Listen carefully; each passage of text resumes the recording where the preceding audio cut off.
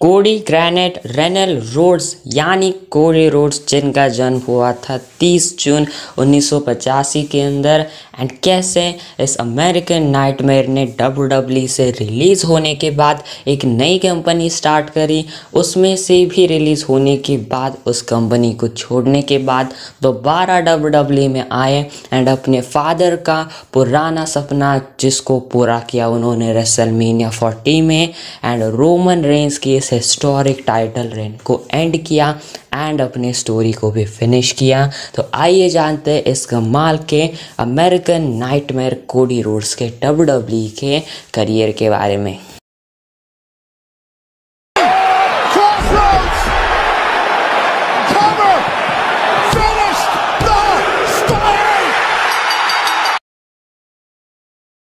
तो Cody Rhodes जो कि सन है डस्टी रोड्स के एंड साथ ही में कोडी रोड्स के भाई भी है डस्टिन रोड्स एंड ये जो दोनों रोड्स ब्रदर हैं इन्होंने WWE में ही जो है स्टार्टिंग करी थी एंड इन्होंने किसी पहले प्रोफेशनल रेसलिंग में ये नहीं गए थे। लेकिन जब कोडी रोड्स सिर्फ 12 साल के थे तो तब अपने फादर से वो ट्रेंड हो रहे थे रेसलिंग के लिए। फिर जाकर ये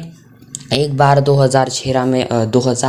में WWE के अंदर भी ये जो है अपीयर हुए थे। लेकिन इससे पहले उन्होंने जो है अपना टैग टीम एक डेवलप किया था प्रमोशन में OVW में एंड वहाँ पर शॉन स्पियर के साथ उन्होंने टैग टीम चैम्पियनशिप जो है 2 बार जीती थी। इसके बाद ये 2007 में पहली बार WWE रॉ के एपिसोड में आए थे जब Cody Rhodes and Randy Orton वगैरह की कोडी रोड्स नहीं बल्कि उनके फादर की स्टोरी लाइन चल रही थी रैंडी ऑर्टन के साथ एंड इसी में उन्होंने अपना इन रिंग डेब्यू किया रैंडी ऑर्टन के अगेंस्ट जिसमें वो हार गए। इसके बाद हमें जो है ये भी चीज़ दिखा देती कि कोडी रोड्स के फादर को ही यानी डस्टी रोड्स को जो है पंट किक भी रैंडी ऑर्टन मारते हैं एंड यही से इनकी स्टोरी लाइन हमें जो है स्टार्ट होती हुई दिखाई देती है। एंड इसके बाद हमें ये चीज़ दिखाई देती है कि अपने जो कोडी रोड्स हैं वो WWE के अंदर जो है फिर एक बार आते हैं एंड अब वो रेसलर थे एंड फिर जाकर वो जो है कम्पीट करने के बाद टैग टीम अपनी फॉर्म करते हैं एंड वो जो है यहाँ पर टेडी डिबियासे के साथ टैग टीम चैंपियनशिप को भी जीत जाते हैं। 2 बार वो इस वाले टैग टाइटल को जीतते हैं। इसके बाद रैंडी ऑर्टन के साथ बहुत लॉन्ग टर्म तक इनकी स्टोरी लाइन चलती है एंड इसी के बीच इससे पहले वो रैंडी ऑर्टन की टीम में आते हैं जिसको कि नेम दिया जाता है एज ए लेगेसी एंड इसका वो पार्ट थे। इसके बाद इन्होंने अपने ट्रिपल एच के DX एंड उनकी टीम के साथ फ्यूड करी। बाद में जाकर अपने हमें ये भी चीज़ दिखा देती है कि अपने जो रैंडी ऑर्टन एंड जो इनकी टीम थे यानी कोडी रोड्स इनका हमें पहला मैच दिखाई देता है रेसलमेनिया में। इन टैग टीम का एक सिंगल्स मैच होता है जो कि अपने कोडी रोड्स का रेसलमेनिया डेब्यू मैच था। लेकिन इस मैच में कोडी रोड्स हारते हैं एंड इसके बाद हमें जो अपने कोडी रोड्स है वो ड्राफ्ट होते हुए दिखाई देते हैं स्मैकडाउन में एंड इसके बाद हमें जो स्मैकडाउन में जब वो ड्राफ्ट होते हैं तो वो money in the bank ladder match में भी कम्पीट करते, वहाँ पर वो अनसक्सेसफुल हो जाते हैं एंड इसके बाद कोडी रोड्स अपने जो है इससे पहले ड्रू मैकिंटायर के साथ भी एक बार टैग टीम चैंपियनशिप जीत चुके थे एंड साथ ही में अब कोडी रोड्स लाते हैं एक अपना नया गिमिक एंड इस वाले गिमिक के अंदर अपने जो कोडी रोड्स हैं वो ड्रू मैकिंटायर के साथ टीम बनाकर इस टैग टीम टाइटल को कैप्चर कर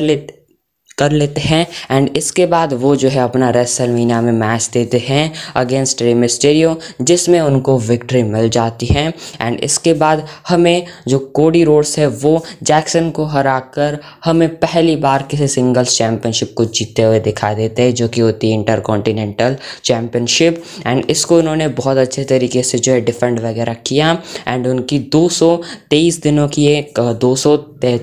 की ये कमाल की टाइटल रेन रेसलमेनिया के अंदर एंड हो जाती हैं एंड ये काफ़ी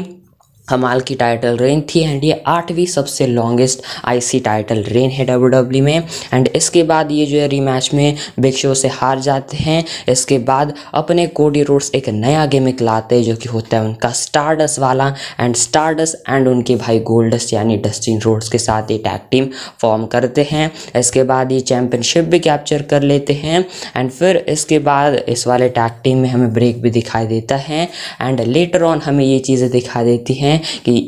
इसके बाद उनका डाउनफॉल स्टार्ट होता है एंड फिर जाकर ये अपनी WWE से रिलीज़ डिमांड करते हैं एंड फिर WWE उनको जो है हमें रिलीज़ भी देते हुए दिखा देती है। ट्विटर पर मई 2016 में उन्होंने अपनी रिलीज़ मांगी थी, WWE ने उनको कुछ टाइम बाद रिलीज़ दी थी। फिर जाकर उन्होंने इंडिपेंडेंट सर्किट में कम्पीट किया। जी हाँ, 2 साल तक वो वहाँ पर गए, ROH, TNA इम्पैक्ट, यहाँ पर अपने कोडी रोड्स,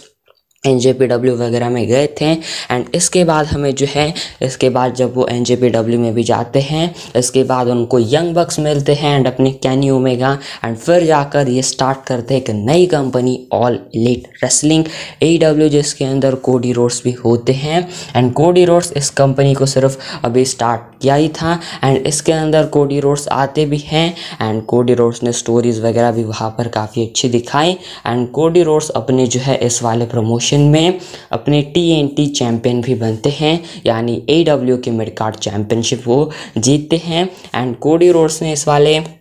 जो चीज़ थी WWE से अपनी रिलीज़ डिमांड करी थी। तो फिर जाकर उन्होंने जब AEW में स्टार्टिंग वगैरह करी, थोड़े बहुत सक्सेसफुल भी हुए वहाँ पर। इसके बाद उन्होंने जो है एक शो के ऊपर ट्रिपल एच का ही जैसा एंट्रेंस का उनका सिंहासन बोल सकते हो वैसा होता है, उसको भी तोड़ा था। तो ये जो है बहुत बड़ी चीज़ वहाँ पर उस टाइम पर हुई थी एंड इसके बाद हमें जो कोडी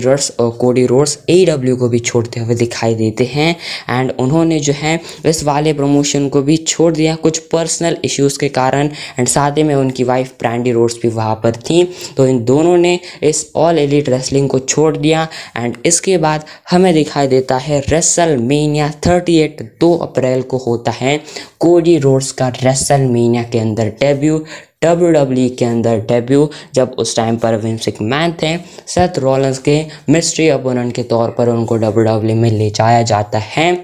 एंड अगेन कोडी रोड्स ने फिर उसी वाले प्रमोशन को चुना था, यानी WWE को एंड वो WWE में आते हैं। सेथ रॉलिंस के साथ ओपनिंग में पहला ही मैच देते हैं, ओपनिंग में मतलब वो आते हैं एंड मैच काफ़ी कमाल का देते हैं। फैंस इस चीज़ को सुनने के बाद काफ़ी खुश थे कि कोडी रोड्स आ चुके हैं एंड उनको एक नया गिमिक WWE देती है, the American nightmare and face turn होता है उनका WWE में एंड इस वाले कैरेक्टर के साथ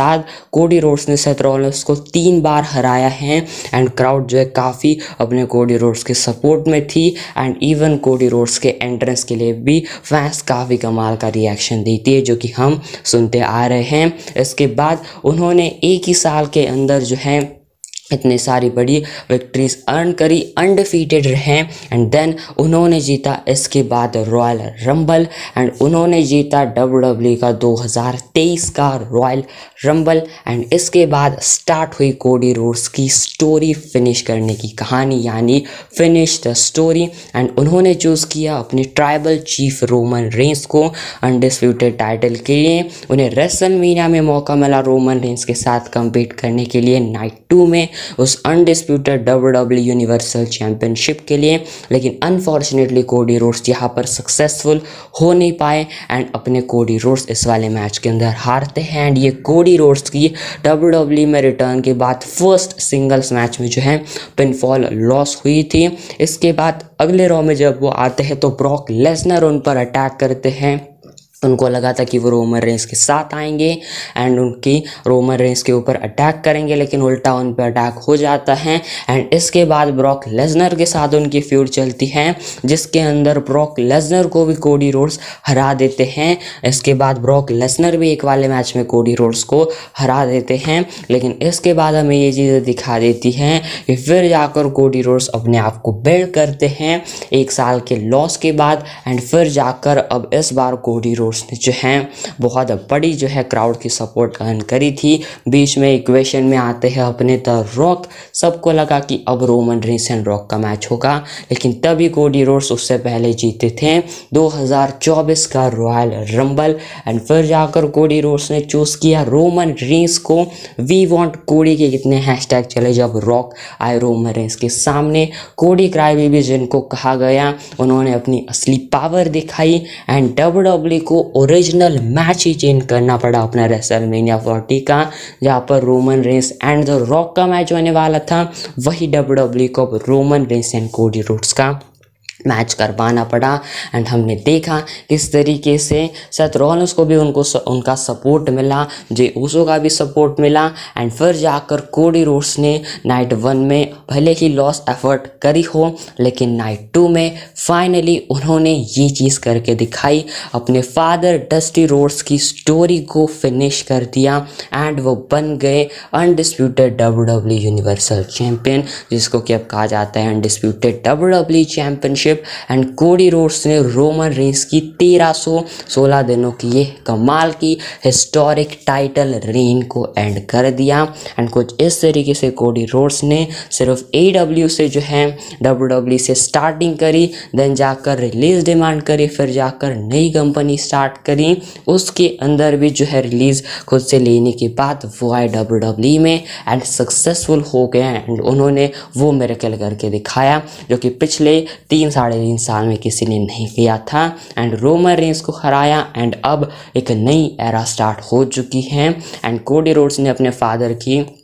ड्रीम पूरी कर दी एंड साथ ही में अब ये कोडी रोड्स का एरा स्टार्ट हो चुका है कि नया एरा WWE में स्टार्ट हो चुका है। एंड अब देखते हैं अमेरिकन नाइटमेयर कोडी रोड्स के WWE के फ्यूचर में क्या चीज़ें दिखाई देती हैं। वैसे ऐसी कमाल की वीडियो रोमन रेंस के ऊपर भी अभी पिछले कुछ दिनों में आई थी, तो वो वीडियो नहीं देखी तो डिस्क्रिप्शन में आपको उसका लिंक मिल जाएगा, जाकर देखना। एंड ऐसी कमाल की वीडियो चैनल पर लाने के लिए जो है आप वीडियो को लाइक करो एंड चैनल को सब्सक्राइब करो। एंड फिलहाल आज की वाली वीडियो बस इतनी सी थी एंड मैं मिलता हूँ नेक्स्ट वीडियो के अंदर।